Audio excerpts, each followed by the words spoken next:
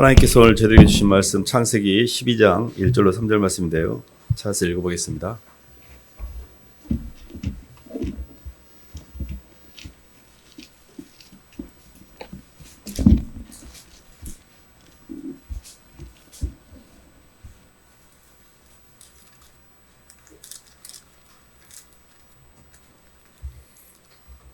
여호와께서 찾으셨으면 1절로 3절까지 읽어보겠습니다. 여호와께서 시작.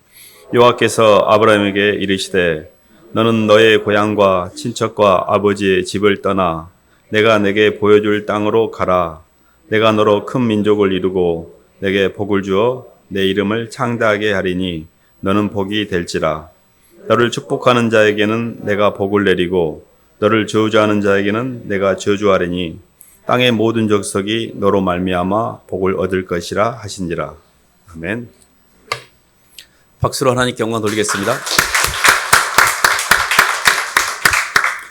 네, 복의 근원이 되는 인생이라는 말씀 제목인데요. 하나님께서 저희를 창조하신 목적이 우리에게 복을 주시기 위해서 창조를 했습니다. 이 복이라는 게 이제 우리가 생각하는 복하고 조금 다를 수는 있지만 하나님이 우리를 창조하신 목적은 우리에게 복의 근원이 되기 위해서 우리를 창조했거든요. 살아가면서 나는 내 인생이 왜 이럴까? 왜 하나님은 나한테 복을 주셨다면서 내 인생이 이렇게 지지리도 풀리지 않을까? 이런 말들을 하기도 합니다.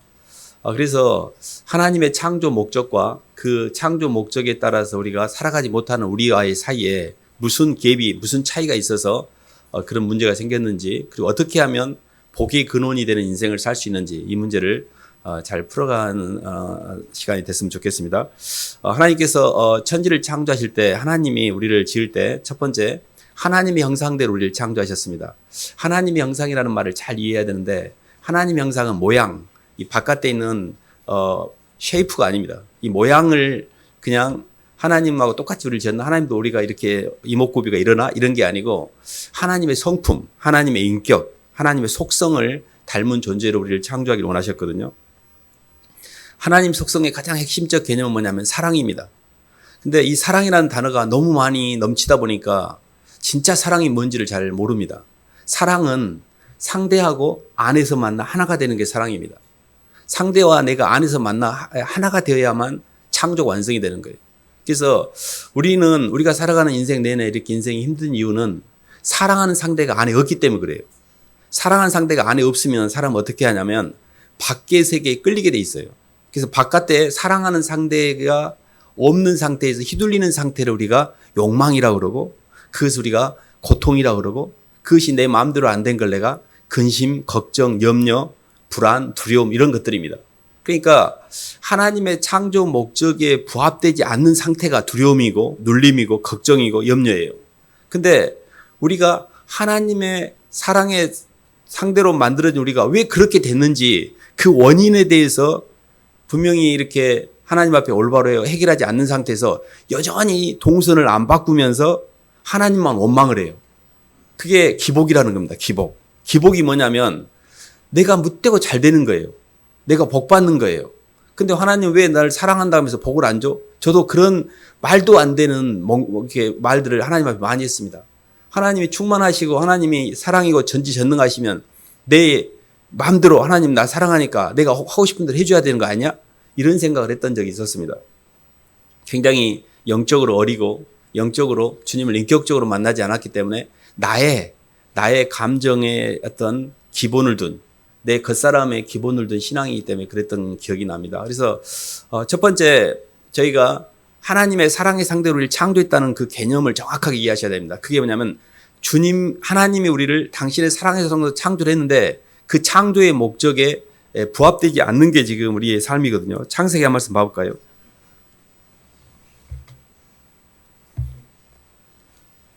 창세기 1장 한번 봐보겠습니다.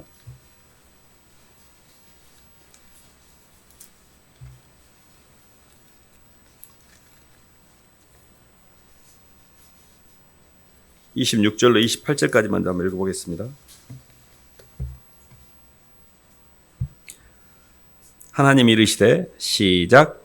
하나님이 이르시되 우리의 형상을 따라 우리의 모양대로 우리가 사람을 만들고 그들로 바다의 물고기와 하늘의 새와 가축과 온 땅과 땅에 기는 모든 것을 다스리게 하시고 하나님이 자기 형상 곧 하나님의 형상대로 사람을 창조하시되 남자와 여자를 창조하시고 하나님이 그들에게 복을 주시며 하나님이 그들에게 이르시되 생육하고 번성하여 땅에 충만하라 땅을 정복하라 바다의 물고기와 땅에 움직이는 모든 생물을 다스리라 하시니라. 아멘. 3장도 한번 읽어보겠습니다. 3장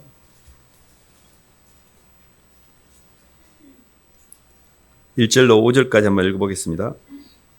그러나 뱀은 시작. 그러나 뱀은 여호와 하나님이 지으신 들짐승 중에 가장 간교하니라. 뱀이 여자에게 물어 이르되 하나님이 참으로 너희에게 동산의 모든 나무의 열매를 먹지 말라 하시더냐.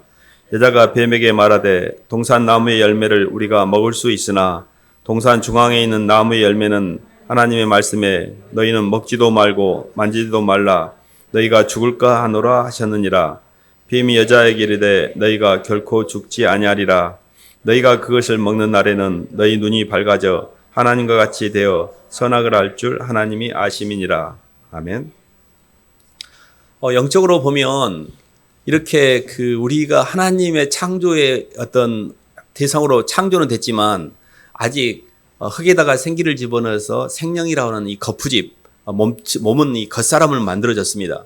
근데 이 겉사람 안에 하나님의 속생명인 생명나무 대신 하나님의 사랑이 들어와서 주님과 내가 연합이 되어야만 바깥의 것들과 안의 것이 균형을 이루어서 누리는 삶, 밖의 것들을 다스리는 삶, 우리의 형상대로 우리가 사람을 만들어 그로 바다의 고기와 공중의 새와 땅에 움직이는 모든 생물을 다스리게 하자라는 다스림의 왕의 권세를 쓸 수 있도록 해놓으셨거든요. 그러니까 우리가 이렇게 아느색이라는 개념을 잘 이해하셔야 됩니다. 모든 신앙에서 가장 핵심이 뭐냐면 아느색이가 열렸는가 열리지 않았는가 이 부분이에요.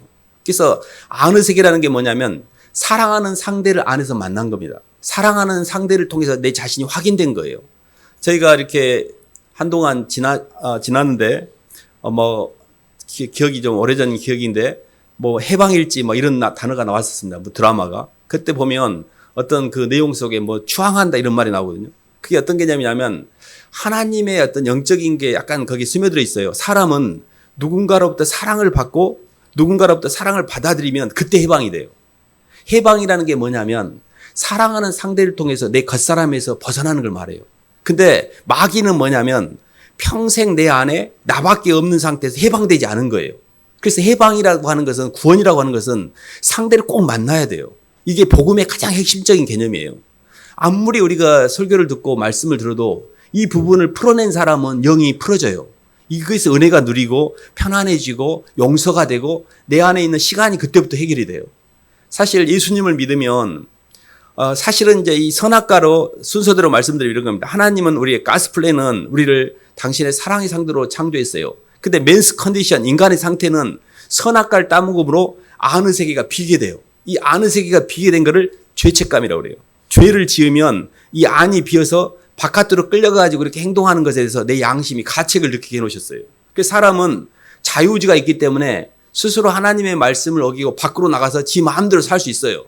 근데 그 모든 행위는 결과를 낳아요. 그 모든 행위는 에너지를 낳고 그 에너지가 자기에게로 돌아오는데 눌리는 거예요. 힘든 거예요. 두려운 거예요. 걱정하는 거, 염려하는 거. 이 모든 감정의 찌꺼기 쓰레기들이 내 행위가 온전치 않다는 증거이거든요. 그래서 선악과를 따먹고 사실 성경에 잘 나오는데 남자는 땅이 저주를 받아서 아무리 흙을 팔고 식물을 심어도 거기에서 겨우 땀을 흘려야만 소산을 먹는 에덴에서는요 힘쓰고 애쓰지 않아도 넘쳐났습니다. 모든 게.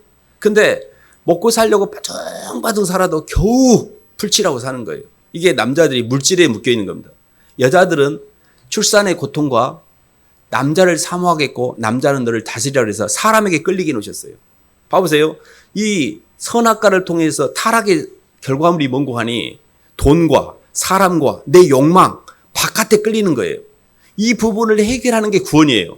근데 교회 와가지고 내가 본질적으로 영이 바뀌어서 이 부분으로부터 해방되는 게 아니고 해방이 아니고 내가 고민하는 것들을 해결하기 위해서 교회를 다니면 그건 기복이 되는 거예요. 그렇지 않아요? 나는 안 변해. 그리고 내 힘든 거 해결해 주세요. 이런 걸 신앙이라고 하고 살고 있는 사람들이 있어요. 그건 신앙이 아니에요. 그거는 그냥 샤머니즘이에요. 샤머니즘. 기복이라 그래, 그런. 그래서 우리가 교회에서 복 받는 말을 많이 하는데 샤머니즘의 기복적인 복을 이야기하기 때문에 복이라는 단어가 오염됐기 때문에 많이 안 쓰는 거예요. 근데 본질적으로 하나님께서 우리를 창조할 때는 복을 주시기 위해서 창조하셨어요. 그리스도 예수 안에서 하늘에 속한 모든 신령한 복을 우리에게 주시되 그 신령한 복이 뭐냐? 사랑입니다. 우리 안에 사랑을 주셨어요. 하나님의 사랑을 집어넣어서 이 안에 하나님의 사랑이 들어와야만 밖의 것들을 다스리고 누리고 안 끌려다니고 이 땅에서 금생과 하늘나라에서 내생에 하나님께서 약속을 주셨거든요. 근데 우리는 내 안에 주님이 안 계시는 독처하는 것이 좋지 못하니 돕는 배필을 지으라 했잖아요. 이게 굉장히 단순한 말인데 깊이가 있는 말입니다. 독처라는 게 독고다이예요. 겉사람으로만 산다는 이야기예요. 돕는 배필은 안에 주님이 들어왔다는 이야기예요. 그래서 영원한 돕는 배필이 예수님이셔요. 그 예수님이 신성의 모든 충만이 예수님의 육체 안에 가시고 우리도 그 예수님 안에서 충만하게 되기 때문에 예수 그리스도와 연합만이 구원의 방법이에요. 예수님과 연합을 한다는 뜻은 충만은 시간적 개념입니다. 영원은 충만은 공간적 개념이죠. 근데 주님이 우리 안에 들어오면 시간이 해결됩니다. 첫 번째, 충만한 시간과 영원이 다 해결되는데 첫 번째, 주님을 만나면 우리 안에 주님으로부터 오는 은혜로 말미암아 내 과거가 없어져요.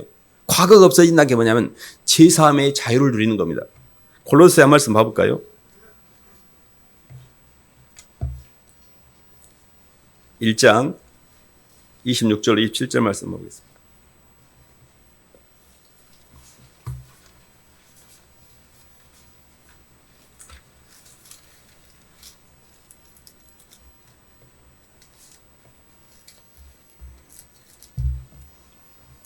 신약 325쪽입니다. 26. 이 비밀은 27절까지 읽어보겠습니다. 시작.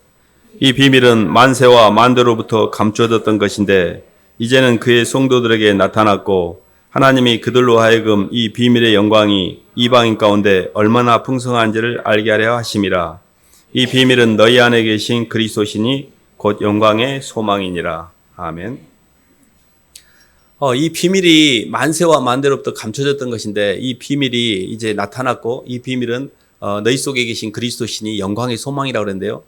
뭔 말인지 알겠어요. 예수님이 비밀이라는 것도 알겠어. 그리고 예수님이 생명나무 대신 주님이 창세기 3장 15절에 여자의 후손과 마귀 너의 후손이 서로 원수가 되고 여자의 후손이 너를 머리를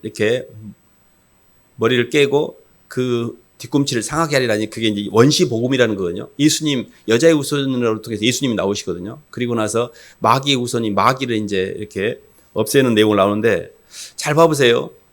성경에서 이렇게 예수님께서 이 땅에 오신 이유가 뭐냐면 첫 번째 아담은 내 안을 채우는데 실패했어요. 내 안에 속생명이 들어오는데 실패했습니다.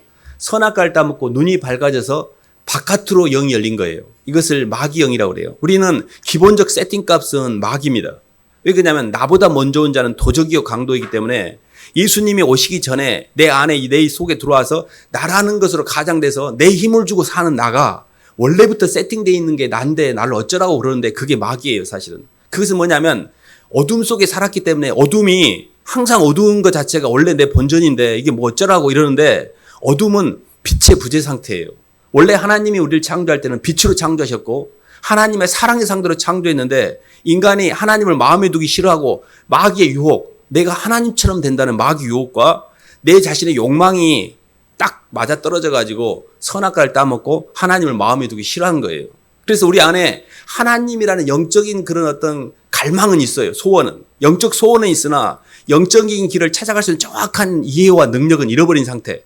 그래서 전 세계 모든 사람들이 90% 이상이 종교인입니다.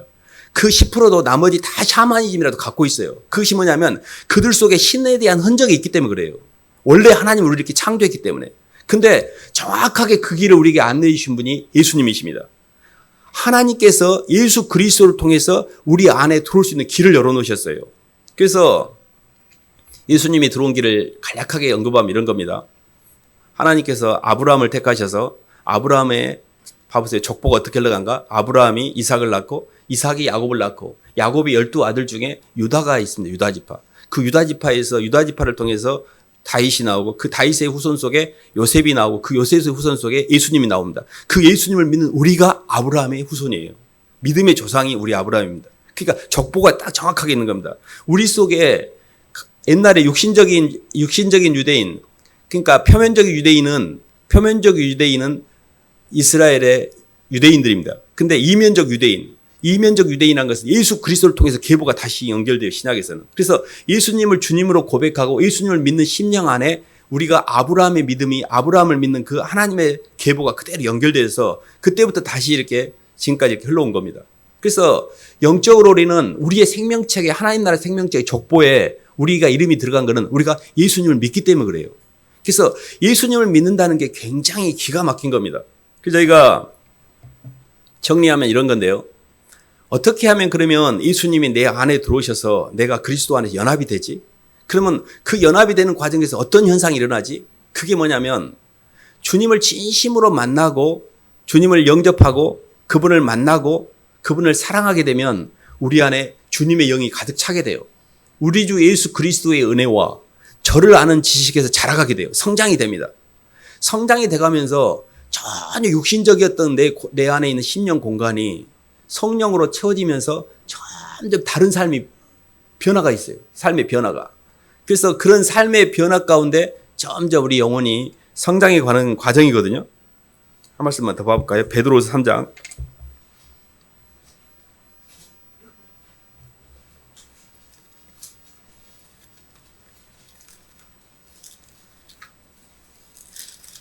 (18절) 말씀 한번 보겠습니다.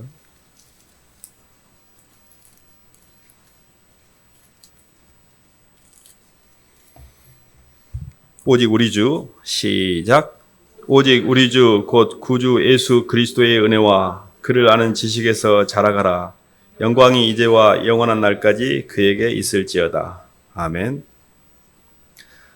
안에 예수님의 사랑이 들어오면 우리가 안의 공간이 변합니다.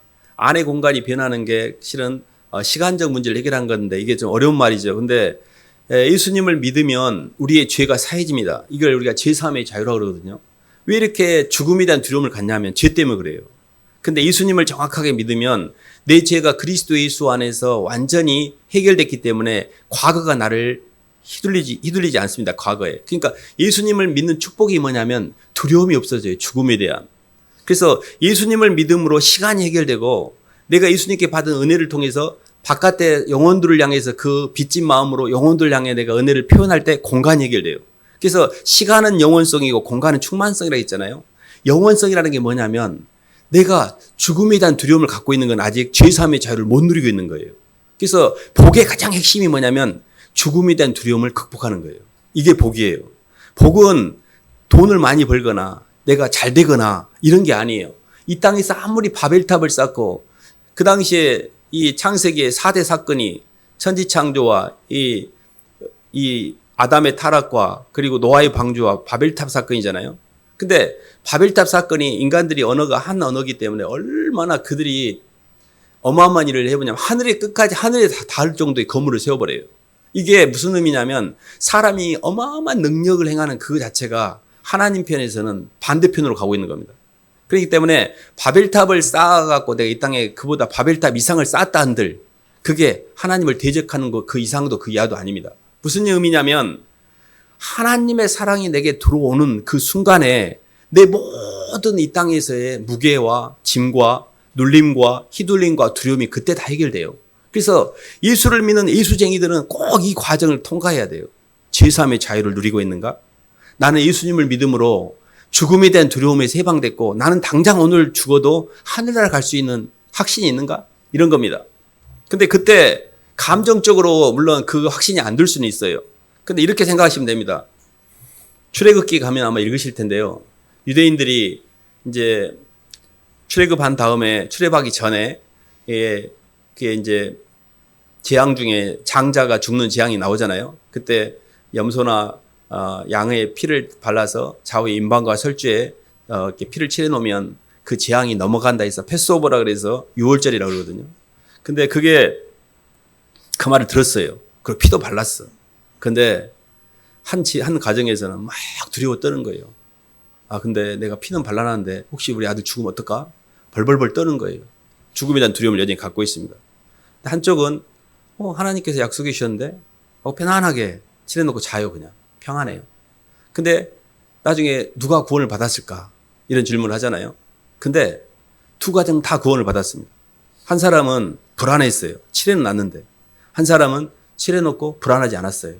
그게 뭐냐면 주님의 십자가의 피로 예수 그리스도의 피를 내 심정 공간에 임방과 솔지에 바르느냐 안 바르느냐 이게 중요하지, 내가 그것에 대한 감정이 온전히 신뢰가 못해서 두려워하냐 두려워하지 않는 것을 보진 않아요. 그렇기 때문에 내 안에 예수 그리스도가 분명히 내 죄를 위해서 십자가에 죽으신 내 주님이 나의 죄를 해결해 주셨다는 내 마음이 믿음이 있다면 구원을 받은 겁니다. 다만 그 구원이 온전히 내 삶 속에 오는 두려움이나 걱정, 근심까지 해방이 안 될 수는 있어요. 아직은 나대 점진적인 거예요. 근데 어느 날 계속 그리스도 예수 안에 있는 은혜와 주님을 아는 지식이 점점 자라가면서 완전한 믿음이 생기게 돼요. 절대 주권에 대한 믿음이 생기기 시작해요. 어떤 경우도 하나님이 내게 사랑이었구나를. 근데 나는 내 겉사람은 항상 시간과 공간의 자극과 반응으로 움직였기 때문에 이거는 아닌데, 이러면 힘든데, 자꾸 힘든 거예요, 환경이. 근데 점점 가볼수록 그것도 사랑이었구나, 그것도 필요해서 주셨구나, 이런 게 믿어지는 거예요, 이렇게. 그래서 하나님의 절대 주권에 대한 믿음까지도 또 이해가 돼요. 그래서 굉장히 중요한 게 진짜 복은 부활의 소망을 갖는 거예요. 죽음에서 해방되는 거예요. 두려움에서 해방되는 거예요. 죽음, 두려움, 동의어입니다. 죽음 때문에 두려워하는 거예요. 인간이 갖는 최고의 두려움은 죽음이에요. 봐보세요. 손실에 대한 두려움도 그것을 잃어버리면 내가 몸이 아프고 못 먹고 몸이 아파서 그것도 결국 죽음이에요. 모든 손실에 대한 두려움도 끝까지 가보면 죽음에 대한 두려움이 해결되지 않았기 때문에 그래요. 근데 예수를 믿는 예수쟁이들은 죽음이 우리를 사망이 쏘는 게 뭐냐? 사망이 쏘는 건 죄요. 죄요 걷는 건 율법인데 율법을 폐하셨고 사망을 폐하셨고 죄를 폐하셨기 때문에 그 죄가 우리를 정죄하지 못해요. 그리스도 예수 안에 있는 자에는 결코 정죄함이 없나니 생명의 성령의 법이 우리를 해방했기 때문에 해방이 된 거예요. 그때. 그게 해방이에요. 진짜 해방은 죄에서 해방되는 거고 죽음에서 해방되는 거예요. 내가 누군가 나를 힘들게 한 사람이 없는 게 해방이 아니라 내 죄에서 해방되고 두려움에서 해방되고 죄라는 이 땅에서 이 죽음에 대한 두려움에서 해방되면 이게 진짜 해방이에요. 근데 그 해방은 뭐냐? 진짜로 예수님이 나를 사랑했구나. 진짜로 그분이 나를 위해서 죽었구나. 그분이 나를 위해서 죽으실 만큼 나를 사랑했구나를 받아들일 때 해방이 되는 거예요. 이게 해방일지야. 우리가 쓰는 해방은요, 예수님을 진심으로 추앙하고 그분을 믿음으로 내 안에 있는 묶임이 풀리는 거예요. 두려움이. 이게 진짜예요. 이게 복음이죠. 이게 주님이 우리에게 주고자 하는 복의 핵심이에요. 이 부분을 잘 못 캐치했기 때문에 사람들이 자꾸 기복적으로 신앙생활을 하는 거예요. 내가 잘 되게 해주세요. 근데 그 잘 되게 해주는 것을 잘 해줬어. 죽을 때 두려워요. 더 두려워요. 계속 잘 되는 거, 자식, 물질, 직장, 돈, 이런 것들 기도해 보세요. 그런 것들을 따라가다 보면 그런 것들마다 죽을 때까지 그것이 안 없어져요. 그래서 언제 두려움이 해방됩니까? 근데요, 주님이 내 사망을 해결했는데 나머지는 이하 동문입니다. 가장 큰 건을 해결했기 때문에 나머지는 걱정할 것이 없어요. 그래서 제일 먼저 예수를 믿는 사람들은 죽음에 대한 두려움을 해결해야 돼요. 부활의 소망, 죽는 게 아니에요. 나는 부활이요 소망이니 나를 믿는 자는 죽어도 살겠고 살아서 나를 믿는 자는 영원히 죽지 아니하리니 이것을 너희가 믿느냐?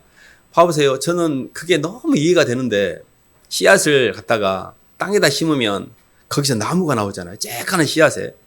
이 쬐까는 물질도 하나 심어도 하나님이 그 생명의 에너지의 형체를 주시는데 내 속에 예수 그리스도의 속생명이 성령을 품고 있는데 내 몸에 형체가 입혀지지 않는다는 걸 믿기가 더 어려워요.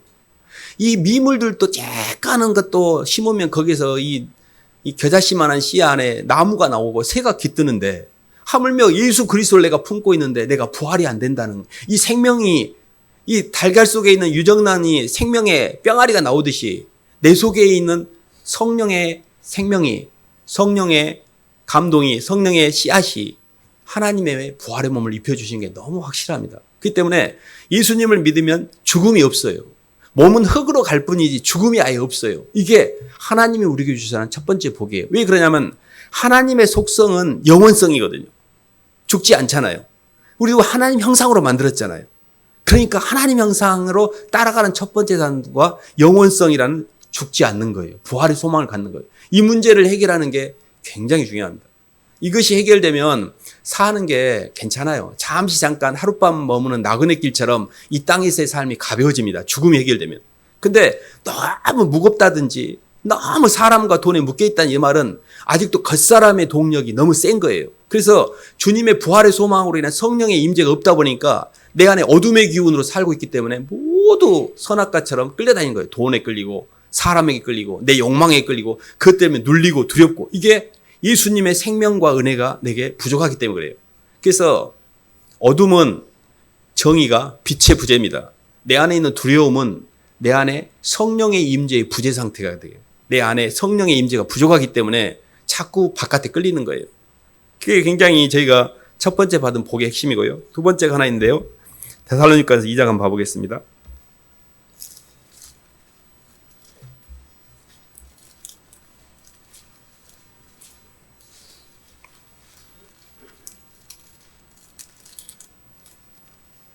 (19, 20절) 한번 봐보겠습니다.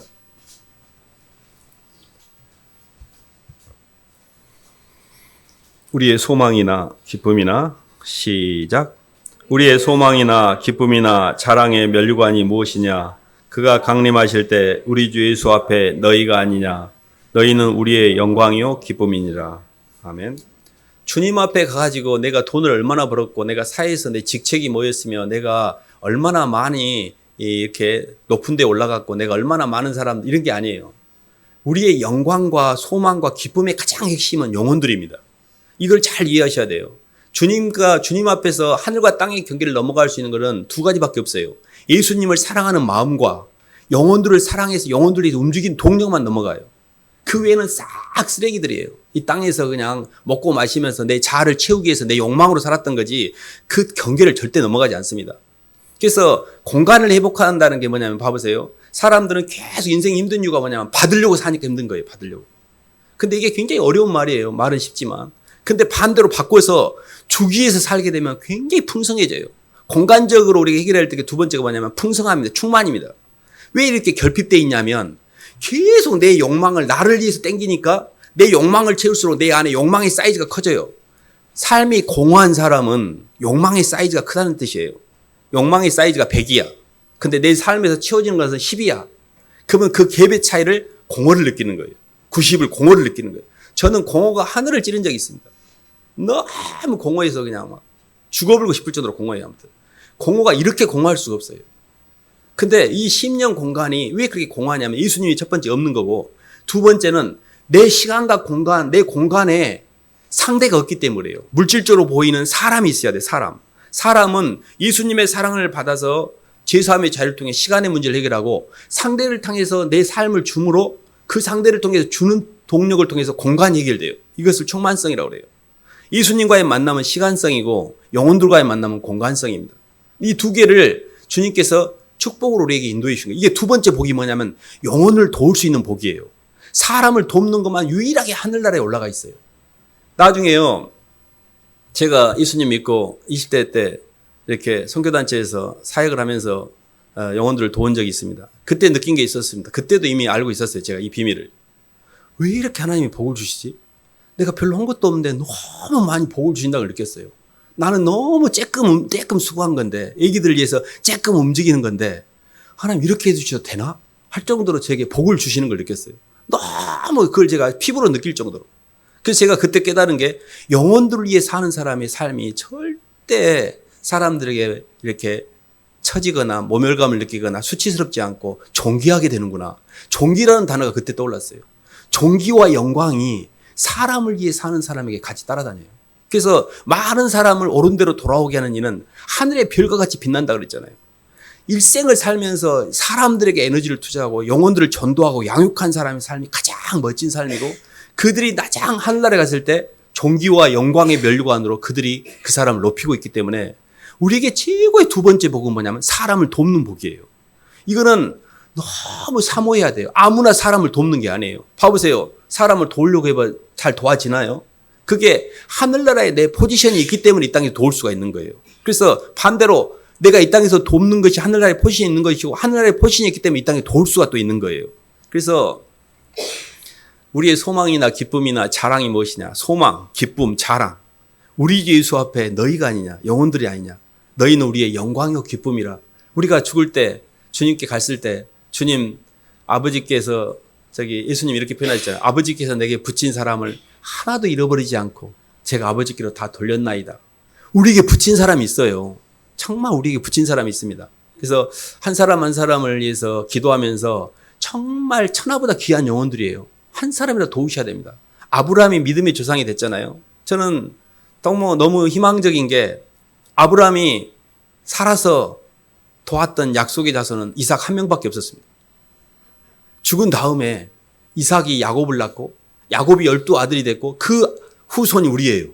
아브라함은 한 명 딱 길렀는데 어마어마한 믿음의 조상이 됐잖아요. 나는 부족해서 많은 사람 못 도울 수 있어요. 그러나 주님 저 꼭 영혼들 돕고 싶어요. 꼭 한 명이라도 저 전도해서 양육하고 싶어요. 주님. 저도 이 땅에서 주님이 가신 길 따라가면서 제자 삼고 싶어요. 기도하시면서 사람들에게 관심을 가지셔야 됩니다. 꼭 전도하시고 양육하는 것을 2024년에는 저희가 어떻게든 대학부 아이들하고도 이렇게 OAT 짜면서 어떻게든 올해는 영혼들 양육을 해보자. 한 사람이라도 전도해서 양육하고 돕는 경험. 사람을 도와봐야만 내 자아를 보게 되고 사람을 도우면서 내가 많이 성숙해지고 사람을 도울 때 엄마가 될 때만이 아기를 키워봐야 속이 들어요. 맨 평생을 교회를 다녀도요. 영혼 양육을 아는 사람은 아기를 안 낳아봤기 때문에 자기밖에 몰라. 맨 자기 힘든 것만 이야기해요. 영혼을 도와봐야만 그때부터 영이 열리거든요. 저희가 마지막으로 디모데후서 2장 한 말씀만 봐볼까요?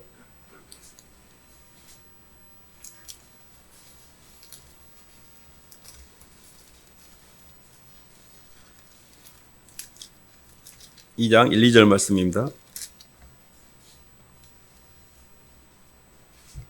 내 아들아, 디모데후서 2장 1, 2절입니다. 시작.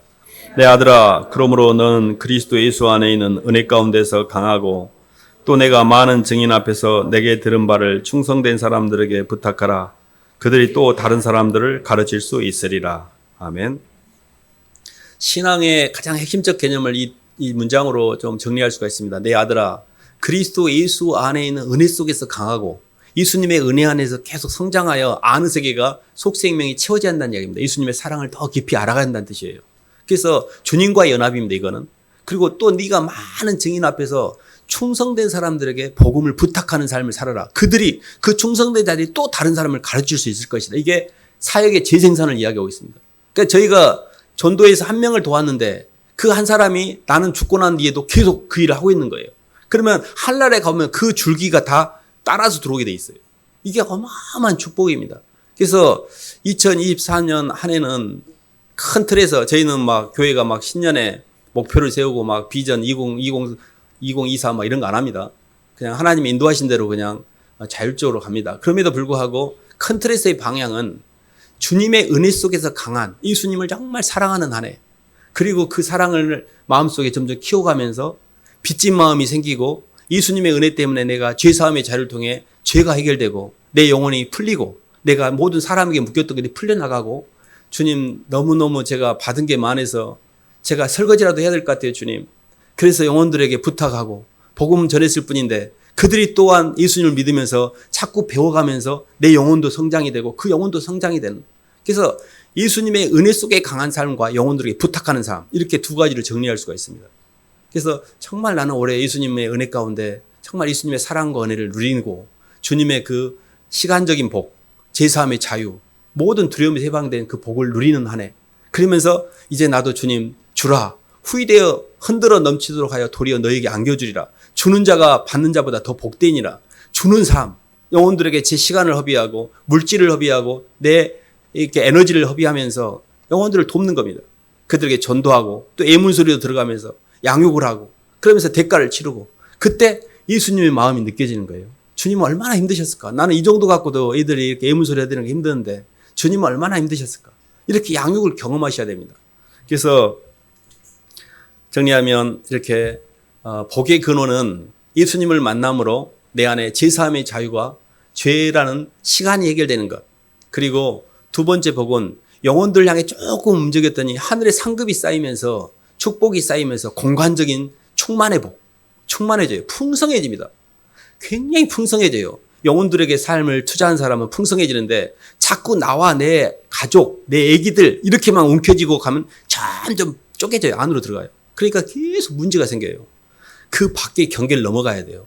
그래서 나와 내 가족의 범위를 넘어 몸된 교회를 세우고 전도하는데 사람들이 관심을 갖고 이게 전도하기 위해서 리스트 빌딩, 이 명단을 작성해보고 그들을 통해서 목사님이 이렇게 이제 신년부터는 이렇게 영혼들을 양육해 간 사람들은 E1, E2, E3 과정이 있습니다. 전도를 위해서 어떻게 영혼들을 돕는지. 그런 것들도 전도를 해야 양육을 어떻게 하는지 가르쳐 줄 텐데 돕는 사람이 없으니 가르칠 게 없었습니다.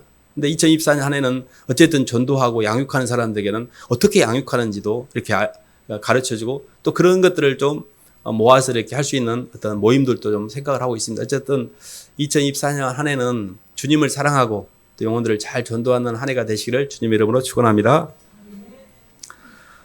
하나님 아버지 감사를 드립니다. 하나님 주님께 받은 은혜가 참으로 큰데 하나님 아직도 저희가 부족해서 주님의 그 사랑을 온전히 받아들이지 못해서 죽음에 대한 두려움도 온전히 해결이 안 될 때가 있고 영혼들에게 동력을 쓰는 것은 더더욱 어렵게만 느껴지는 저희 믿음 없음을 보게 됩니다.